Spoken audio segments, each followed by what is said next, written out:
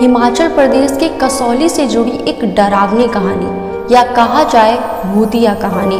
दोस्तों, एक नया जोड़ा अपने हनीमून के लिए कसौली आता है और वहाँ एक होटल में एक रूम लेता है और रूम का नंबर जो होता है वो है 308। अच्छा, खुशी खुशी पति पत्नी उस कमरे में ठहरते हैं। पत्नी का नाम सुमित्रा होता है और पति का नाम राजेश।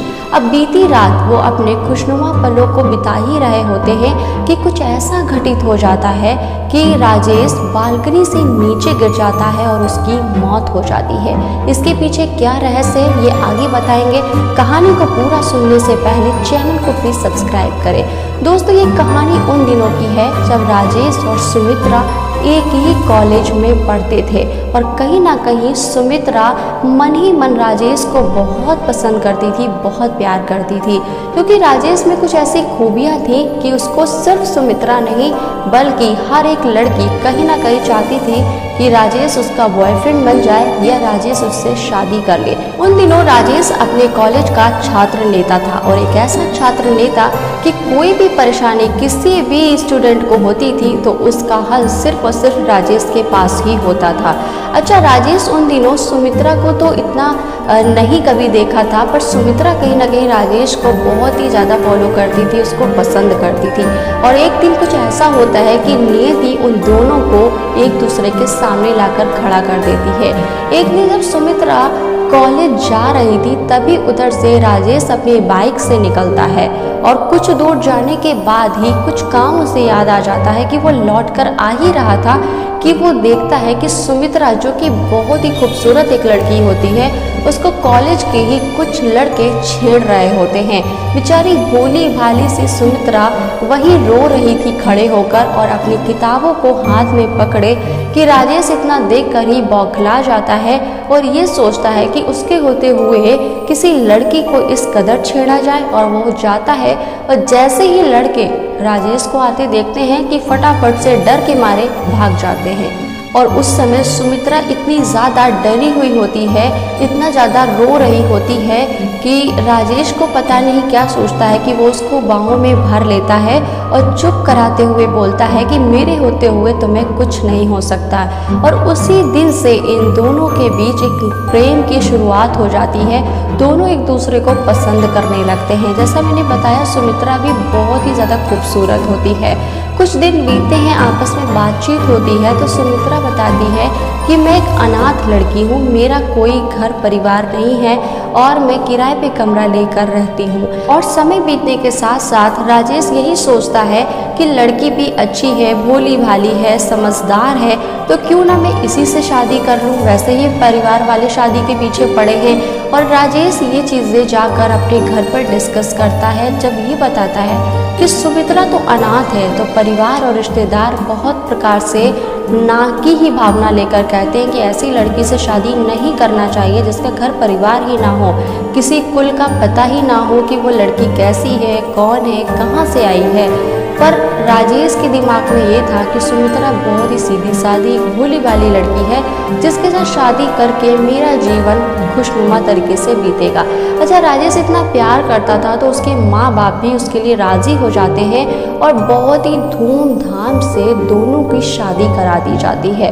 अब वो दिन आ जाता है कि दोनों लोग और परिवार वाले सब कुछ प्लान करते हैं कि अब लड़के और बहू को अपने कुछ निजी पलों को बिताने के लिए कहीं अलग स्टेट जाना चाहिए, बाहर घूमना फिरना चाहिए। अब 3 अगस्त का वो दिन होता है कि जब राजेश अपनी पत्नी सुमित्रा को लेकर हिमाचल प्रदेश के कसौली शहर पहुंचता है और तो वहाँ एक होटल लेते हैं। अच्छा, राजेश अपनी पत्नी सुमित्रा से कहता है कि तुम चूज करो कि किस मंजिले पर होटल लेना है, क्योंकि कसौली इतना खूबसूरत था कि कुछ अलग ही नज़ारे थे वहाँ के। तो वेटर उनको बताता है कि सर, यहाँ पर 3री मंजिल के जो कमरे हैं वो महंगे भी हैं और वहाँ से पहाड़ों का एक खूबसूरत नज़ारा जो है आपको देखने को मिलेगा। तभी वेटर कुछ रूम दिखाता है और राजेश पत्नी सुमित्रा से कहता है कि तुम अपना मनचाहा कमरा सेलेक्ट कर सकती हो ताकि मैं उसको डेकोरेशन के लिए बोल सकूं। सुमित्रा ये सुनकर बड़ी खुश हो जाती है और उसको 304 नंबर का कमरा वेटर पहले दिखाता है। फिर कुछ कमरे और दिखाता है। पर जैसे ही वो 308 नंबर को देखती है सुमित्रा, तो जिद कर बैठती है कि मुझे सिर्फ 308 नंबर वाला कमरा ही चाहिए। तो वेटर उसे बोलता है कि मैम वो अभी रिनोवेशन पर देना है, वो अभी आपको नहीं मिल सकता।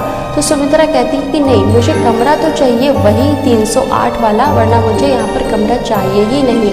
अच्छा, जब पति ये देखता है राजेश कि उसको 308 वाला चाहिए, तो वो वेटर को कुछ पैसे देता है, कहता कि भाई वही कमरा साफ कराओ और उसको पूरी तरीके से ठीक करो, मेरी पत्नी को वही कमरा चाहिए। राजेश इतना माइंड नहीं करता कि बिना देखे ही पत्नी सुमित्रा 308 नंबर के कमरे को ही क्यों जिद कर रही है। अच्छा, रात हो जाती है, वही कमरा उन दोनों को मिल जाता है। रात होती है, दोनों पति पत्नी अपने निजी पलों को बिता ही रहे थे कि अचानक से कमरे में कुछ खरखराहट की आवाज़ आने लगती है। राजेश का थोड़ा मन डाइवर्ट होता है और वो कमरे में इधर उधर घूमने लगता है कि सोचता है कि पहाड़ी एरिया है, हवा चलने लगी होगी, कोई विंडो खुली रह गई होगी, पर कोई भी विंडो खुली नहीं थी। कि तभी आगे और बढ़ता है कि उसको पायल की छनकने की आवाज़ आने लगती है कि कोई चल रहा है। तभी वो हल्का सा डरता है और अपनी पत्नी सुमित्रा का नाम लेता है कि सुमित्रा, पर सुमित्रा की कोई भी आवाज़ नहीं आती है। तभी लाइट चली जाती है। तभी वो बेड पर जाकर बैठता है कि अपने बेड के लेफ्ट साइड जब देखता है कि सुमित्रा तो वहाँ पर बैठी ही नहीं है।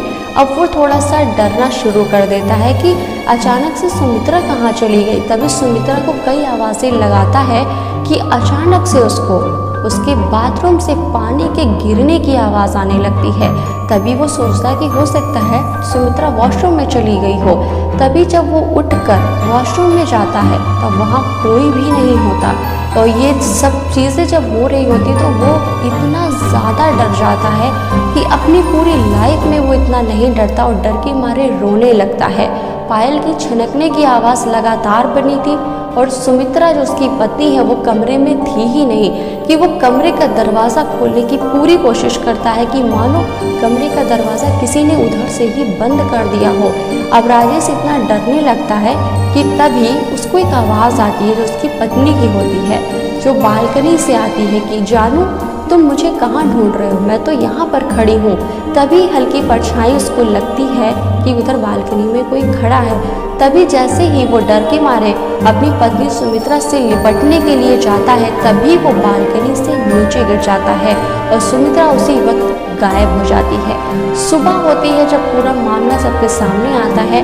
डेड बॉडी को बरामद किया जाता है, पुलिस को सूचना की जाती है। जब पोस्टमार्टम होता है तब जाके जो रिपोर्ट आती है उसमें ये निकलता है कि डेथ से पहले राजेश की हार्ट बीट बहुत ज़्यादा बढ़ी थी, वो बहुत ज़्यादा घबराहट में था।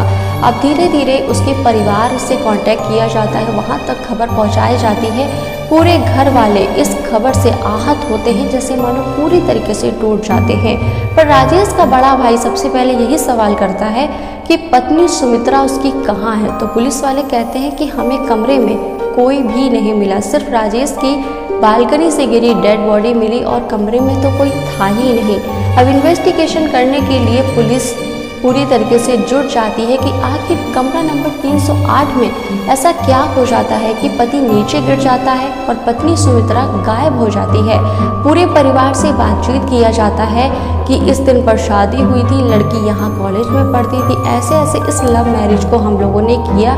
पुलिस हर जगह जब जांच पड़ताल करती है, यहाँ तक कि होटल की जब फुटेज देखती है उसमें भी पत्नी सुमित्रा कहीं नजर नहीं आती। पुलिस वाले भी इस चीज़ से बहुत ही भौचक्के रह जाते हैं कि पति पत्नी साथ ही होटल में उन्होंने चेक इन किया और फुटेज में राजेश तो दिख रहा है पर सुमित्रा क्यों नहीं दिख रही। अच्छा, इन्वेस्टिगेशन होते होते कॉलेज तक बात आती है, वहाँ जांच पड़ताल की जाती है। वहाँ से जो पता चलता है उससे पूरा परिवार चौंक जाता है कि सुमित्रा नाम की लड़की ने कभी कॉलेज में एडमिशन लिया ही नहीं। सुमित्रा को पूरे कॉलेज में कोई नहीं जानता।